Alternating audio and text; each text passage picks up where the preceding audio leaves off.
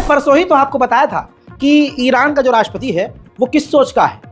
अभी परसों ही मैंने आपको क्लियर किया था, बहुत डिटेल में आपको बातें बताई थी कि ये जो ईरानी राष्ट्रपति आया है इसकी सोच यूरोप और अमेरिकी सोच है। ये वाहिद वो राष्ट्रपति है इंसान जो कि अमेरिका से हर तरह से बातचीत करने को तैयार है। बड़ा अच्छा कमेंट आया था, किसी ने कहा कि फिर ईरानियों ने इसको जिताया कैसे। भाई ईरानियों ने जिताया इसलिए क्योंकि ज़्यादातर अब जो ईरान के लोग हैं जो बहुत सेंसिटिव इलाके में रहते हैं उनको छोड़ के बाकी सब यूरोप वाला कल्चर चाहते हैं, यूरोप की तरह ही जीना चाहते हैं। कुछ ईरानी ऐसे हैं ज़्यादातर जो पाबंदियों से थक चुके हैं, जिस वजह से चेंज के लिए उन्होंने इस व्यक्ति पेज़ेश्कियान को वोट दिया और ये पेज़ेश्कियान जीत गया। लेकिन आपको बता दूं कि अब ये ईरान के लिए एक बड़ी मुसीबत बनता हुआ शख्स नज़र आ रहा है। हज़रात मोहतरम, अब ईरान का राष्ट्रपति और ईरान की जो IRGC फौज है वो आपस में भिड़ गई है। दोनों अलग अलग मुद्दे रख रहे हैं। देखिए, ईरानी राष्ट्रपति जो नया पेज़ेश्कियान है ये चाहता ही नहीं है कि ईरान हमला करे इजराइल पर।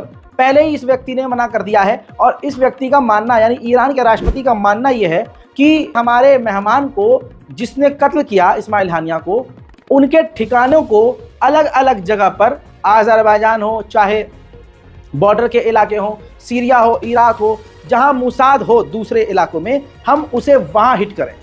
हम दूसरी ताकतों को, एजेंसियों को बाहर मारें, यानी इजराइल को निशाना इजराइल के बाहर बनाएं। लेकिन IRGC की फौज सीधा कह रही है कि हमें सीधा अटैक इजराइल पर करना चाहिए। अब आप समझ सकते हैं, सेना कह रही है इजराइल पर हमला करेंगे, ईरानी राष्ट्रपति कह रहा है कि नहीं, हम बाहर छोटा मोटा हमला करके शांत हो जाएंगे। आप समझ रहे हैं, यही वो व्यक्ति है जो अभी 3 दिन पहले बोल चुका है, ईरान का राष्ट्रपति, कि अगर हमने इजराइल पर हमला किया तो हमारी GDP गिर जाएगी, हमारी सरकार कोलैप्स हो जाएगी, हम बिल्कुल पुराने ज़माने में चले जाएंगे, हम पूरी तरह बर्बाद हो जाएंगे। पहले ही वो डर गया। ये वाहिद वो व्यक्ति ईरान का पहला राष्ट्रपति है जो इतना बड़ा डरपोक और इतना बड़ा फट्टू है। खैर, अब वो बंदा अपना सोच रहा होगा, जैसे नेतन्याहू अपनी सरकार चलाने के लिए, अपनी कुर्सी बचाने के लिए ज़बरदस्ती जंग बढ़ा रहा है, वैसे ही ये व्यक्ति ईरान का राष्ट्रपति अपनी कुर्सी बचाने के लिए, कुर्सी पर लंबे समय तक टिकने के लिए अमेरिका की बात मान रहा होगा। अपनी अपनी है भाई साहब मर्जी। अब आपको बताना ये चाहूँगा कि खबर यह है कि ईरान के अंदर जो सबसे बड़े व्यक्ति हैं, supreme leader Ayatollah Syed Ali Khamenei, उन्होंने ईरान की फ़ौज को पूरी खुली छूट दी है कि आप इजराइल के ऊपर अटैक करिए, बल्कि आदेश दिया है। और ईरान के राष्ट्रपति से ऊपर ईरान में ईरान के सुप्रीम लीडर की मानी जाती है। बस यही एक टकराव की स्थिति बनी हुई है। शायद इसी वजह से ईरान हमला करने में डिले कर रहा है। रिपोर्ट अब इस तरह की आ रही है कि ईरान डायरेक्ट हमला नहीं करेगा, बल्कि जो लोग इन्वॉल्व हैं डायरेक्ट ईरान उनको कत्ल करेगा दूसरे इलाकों में। देखिए, ये तो मेरे समझ से बाहर है, बिल्कुल एकदम बाहर। या तो ईरान घुटने पे आ जाए, एकदम हार मान ले कि भाई हमारे बस की कुछ है ही नहीं, या फिर इतनी बड़ी बड़ी जो बातें हैं वो ना करे। अब सोचिए, जिम्मेदार इजराइल है, तो इजराइल पर हमला करने को मना कर रहा है ईरानी राष्ट्रपति, उसका कहना ये है। और ईरान की गवर्नमेंट अब ये कह रही है, क्योंकि ईरान का राष्ट्रपति है भाई, वो उसकी मर्जी के बिना कैसे हो सकता है। तो अब मजबूरी ही समझ लीजिए, ईरान का राष्ट्रपति और ईरान की गवर्नमेंट अब ये कह रही है कि दूसरे इलाकों में जो वो ताकतें हैं, वो लोग हैं, वो ग्रुप है जिन्होंने इजराइल की मदद की थी इस्माइल हानिया के कत्ल में, हम उनको कत्ल करेंगे, वहां हमला करेंगे। अरे मेन तो इजराइल है, इजराइल नेतन्याहू मेन, तो वहां सही बात है, वहां अटैक होना चाहिए। नहीं, ये वहां अटैक नहीं करेंगे, कह रहे हम बाहर हमला करेंगे। लेकिन एक बात याद रखिएगा, सेना और राष्ट्रपति की ये भिड़ंत एक ड्रामा भी हो सकती है, क्योंकि मेरे दोस्तों बाल ही ऐसा हो रहा है, चीज कुछ ऐसी हो रही है। यहाँ पर भिड़ंत दिखा दी मैंने आपको, यहाँ पर ईरान ने बता दिया कि राष्ट्रपति और सेना आपस में भिड़ रही है। दूसरी तरफ यही ईरानी गवर्नमेंट ने अपनी फौज को 2500 क्रूज मिसाइल सौंप दी है। किसने? ईरान की गवर्नमेंट ने ईरानी फौज को 2500 क्रूज मिसाइल सौंप दी है। तो अगर हमला नहीं करना है तो फिर ये सब क्या चल रहा है? अब सोच के देखिए, सिर्फ क्रूज मिसाइल नहीं, ईरानी सेना को भारी भरकम हथियार ईरान की गवर्नमेंट ने सौंपे हैं, और उसका वीडियो मैं दिखा रहा हूं आपको, देखिए।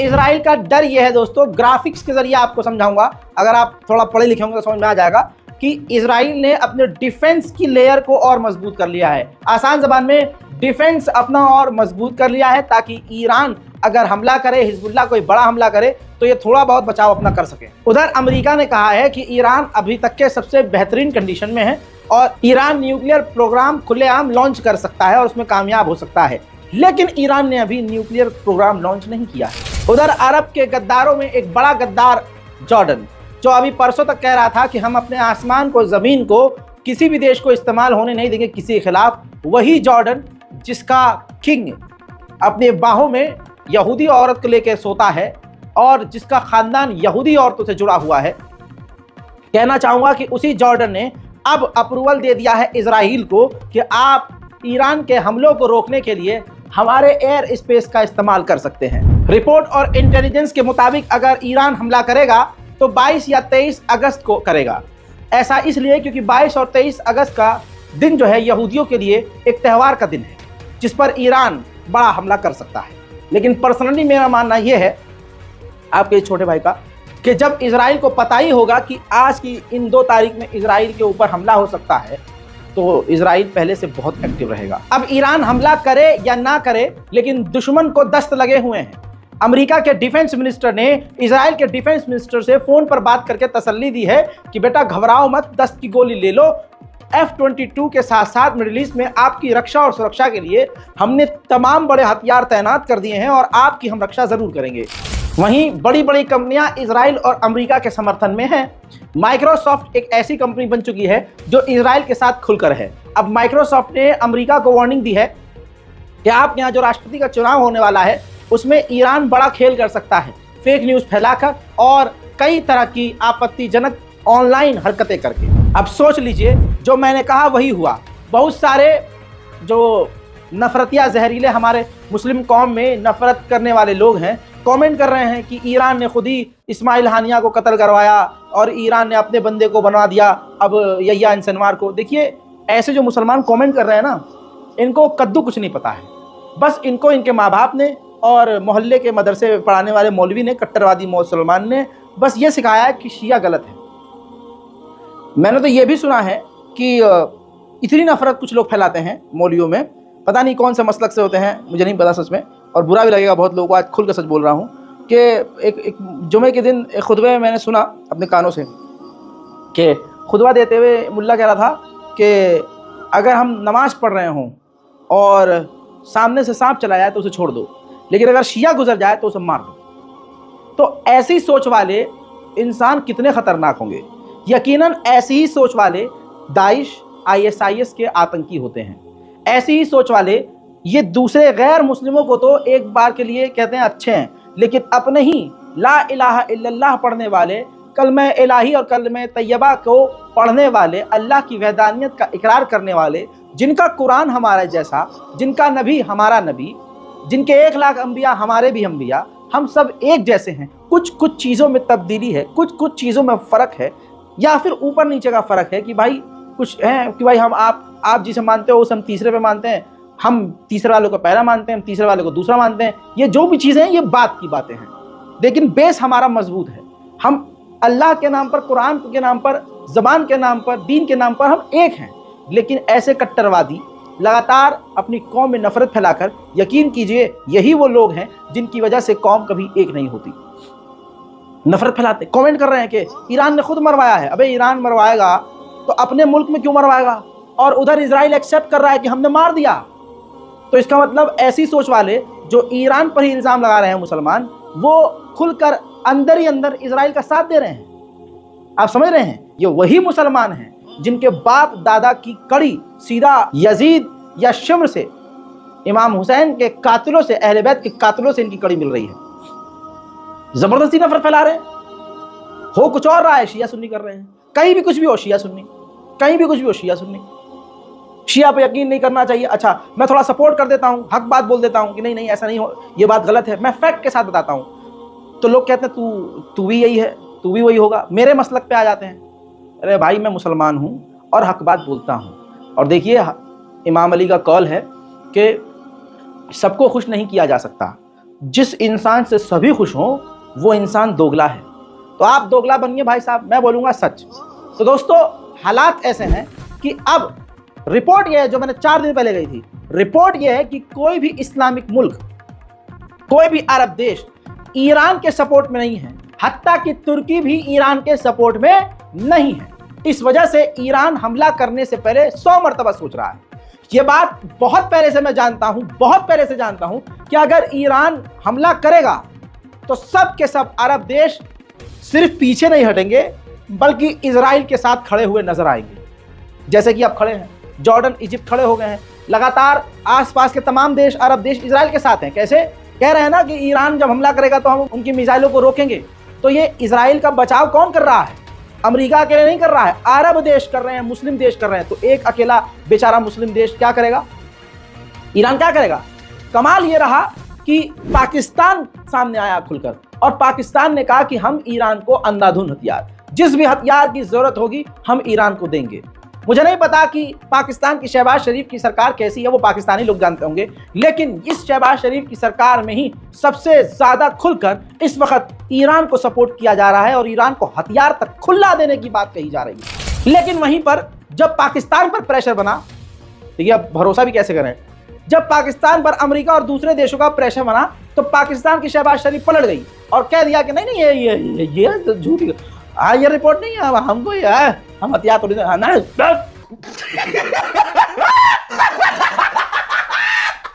यार। भाई पाकिस्तान से यही गुजारिश है, अबे भाई आ रहे हो अकेले सामने तो खुल के सामने आओ। तो कुल मिलाकर बेचारा ईरान अकेला ही है और आप अगर ऐसी कंडीशन में ईरान को गरिया रहे हैं तो आपसे बड़ा बेवकूफ कोई नहीं है। दुश्मन का दुश्मन दोस्त होता है। तो नॉर्थ कोरिया तो पूरे America, Germany, France, Britain in सब से भिड़ा रहता है। ऐसे में ईरान और नॉर्थ कोरिया कोऑर्डिनेट कर रहे हैं। जी हाँ, कहा यह जा रहा है कि नॉर्थ कोरिया के पहले से हथियार ईरान के पास हैं और सैन्य मदद भी नॉर्थ कोरिया कर सकता है। बस ये कहानी में ट्विस्ट आ गया है। हाल फिलहाल में कल से अमेरिका और इजराइल इसी टेंशन में है कि कहीं नॉर्थ कोरिया खुलकर ईरान के समर्थन में ना आ जाए। उधर ईरान ने यह तस्वीर जारी की है जिसमें उसने दिखाया है कि ये दुश्मन देश के जहाज फारस की खाड़ी, पर्शियन सागर यानी मिडिल ईस्ट में जहां जहां जिस भी देश के युद्धपोत हमारे इलाके में हमारे खिलाफ हैं, हमारी उन पर पैरी नजर है। देखिए ये ईरान ने कमाल कर दिखाया है। ईरान के पास ऐसी ताकत पहले नहीं थी कि वो इलाके में इस तरह से नजर रख सके, लेकिन इस बार ईरान ने हाई क्वालिटी की इमेज ही जारी कर दी है।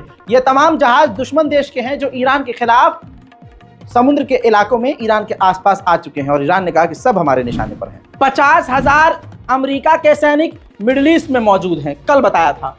बर्तानिया के, जी हाँ, रिपोर्ट के मुताबिक बर्तानिया के भी 4,000 सैनिक बर्तानिया के भी मिडिल ईस्ट में मौजूद हैं और ऐसा हो भी सकता है कि और भी कई देशों की सेना इस वक्त मिडिल ईस्ट में आ चुकी हो।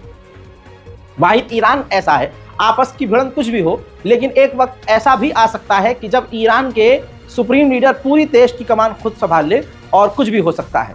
और ईरान भले ही इस वक्त अकेला है और ईरान, आप कह रहे होंगे कि हमला नहीं करेगा, मैं भी कह रहा हूं चलो नहीं करेगा, लेकिन मिडिल ईस्ट में आप ईरान के दुश्मनों की और खासकर इजराइल और अमेरिका की बौखलाहट देख रहे हैं। अब आप सोच के देखिए, भले ही हम ये सोच रहे हो कि इजराइल पर हमला नहीं करेगा ईरान, लेकिन कुछ ना कुछ तो चल रहा है बड़ा अंदर कि अब भारत ने इजराइल के लिए उड़ान भरने वाली फ्लाइट्स को रद्द कर दिया है। एयर इंडिया अब इजराइल के लिए उड़ान नहीं भर रही है।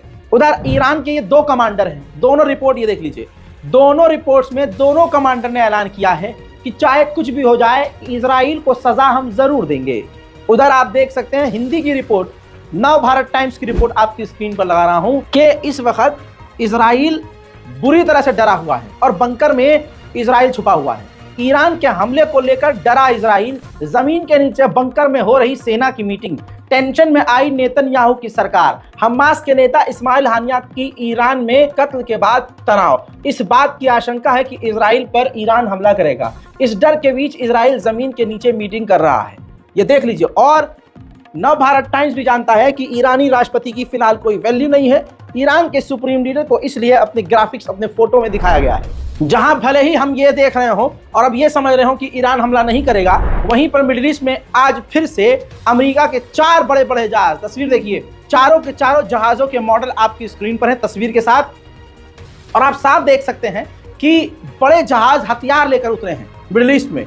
तो ये सारी तैयारी ईरान के खिलाफ हो रही है। और अफसोस की बात यह है कि ईरान अकेला है। खबर यह है कि अगर जंग बढ़ती है और ईरान से जंग शुरू हो जाती है तो एक जो साइप्रस देश है वो खुलकर इजराइल अमेरिका के समर्थन में जंग में उतर आएगा, क्योंकि साइप्रस एक ऐसा देश है जहां बर्तानिया, फ्रांस, अमेरिका, इजराइल सभी के वहां पर बेस मौजूद हैं। अमेरिका, जर्मनी, फ्रांस, ब्रिटेन सब इजराइल को हथियार दे रहे हैं और अपनी सेना को भी मिडिल ईस्ट में तैनात कर चुके हैं। इसके बाद भी अमेरिका $3.5 बिलियन इजराइल को देगा कि और हथियार जहां से खरीद सकते हो खरीदो और अपने आप को ईरान से बचाओ। ईरान कुछ ना कुछ तो जरूर करेगा और ईरानी राष्ट्रपति हो सकता है बकबकाते रह जाएं और ईरान की सेना को जो करना हो वो कर दे। क्योंकि देखिए, ऐसी चीजें बता रहा हूं आपको जिससे संभावनाएं बढ़ी हुई हैं। जैसे कि अब भारत के बाद रशिया ने भी अगले 7 दिनों के लिए अपने तमाम एयरक्राफ्ट को, अपने तमाम जहाज़ों को, एयरलाइंस को मना कर दिया है कि ईरान के और इजराइल के एयर स्पेस का इस्तेमाल नहीं करना। अमेरिकी इंस्टीट्यूट ने दावा किया है कि व्लादिमीर पुतिन यानी रशिया के राष्ट्रपति ईरान पर प्रेशर बना रहे हैं कि आप इजराइल पर बड़ा हमला कर दो, हम आपके साथ हैं। और ये बात हकीकत है कि इजराइल के खिलाफ इसी 7-8 दिनों के अंदर रशिया ने भारी भरकम हथियार ईरान को दे दिए हैं। सालों से ईरान इंतजार कर रहा था S-400 का, जो कि कल परसों ही इजराइल के खिलाफ S-400 रशिया ने ईरान को दे दिया। ईरान के फुस्सी राष्ट्रपति पेजेश्कियान ने अमेरिका से कहा है कि अगर अमेरिका चाहता है कि इलाके में जंग ना बढ़े तो इजराइल पर प्रेशर बनाए कि गाजा के अंदर जेनोसाइड को बंद करे, गाजा के अंदर जो हमला कर रहा है वो बंद कर दे। अब सवाल यह है, आपको क्या लगता है? पर्सनली मुझे लगता है कि ईरान अटैक कर सकता है और संभावना यह है कि भले ही बहुत बड़ा हमला ना करे, लेकिन ईरान की सेना और ईरान के सुप्रीम लीडर अगर ठान चुके हैं कि अगर इजराइल के अंदर हमला होना है तो वो होके रहेगा। अब वो आज हो या कल हो या परसों हो। जिस तरह के ईरान के आसपास के देश अलर्ट हैं, ऐसा लग रहा है कि इजराइल पर अटैक होगा। अब सवाल यह है कि आपको क्या लगता है? आप अपनी राय, जो भी आपके समझ में आ रहा है, जो आपको लग रहा है, बिना शिया सुन्नी करे हुए कमेंट सेक्शन में जरूर लिखिए। इस रिपोर्ट को शेयर कीजिए। चैनल